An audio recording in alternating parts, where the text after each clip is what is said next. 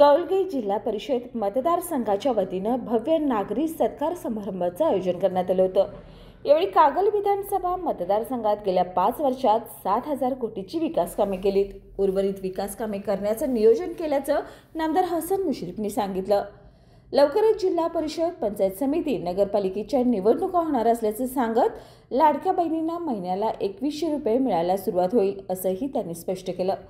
महायुती सरकारने सुरू केलेली कुठलीही योजना बंद होणार नसून आगामी सर्व निवडणुकातही जनता महायुतीला साथ देईल असा विश्वासही त्यांनी व्यक्त केला। यावेळी छत्रपती शिवाजी महाराजांचा अश्वारूढ पुतळा देऊन नामदार हसन मुश्रीफांचा सत्कार करण्यात आला। यावेळी माजी जिल्हा परिषद उपाध्यक्ष सतीश पाटील गिजवणेकर, जिल्हा परिषदेचे माजी बांधकाम सभापती संग्रामसिंह कुपेकर, केडीसी बँकेचे संचालक संतोष पाटील यांच्यासह विविध शाखांचे पदाधिकारी उपस्थित होते।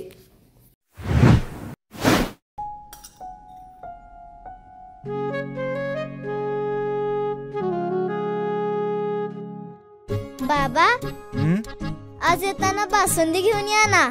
अगं, कालच आपण आईचा वाढदिवस होता म्हणून आणली होती ना। ऐकलं, गोकुळची बासुंदी पुन्हा खावीशी वाटतेय। खरं सांगू, मलाही खावीशी वाटतेय।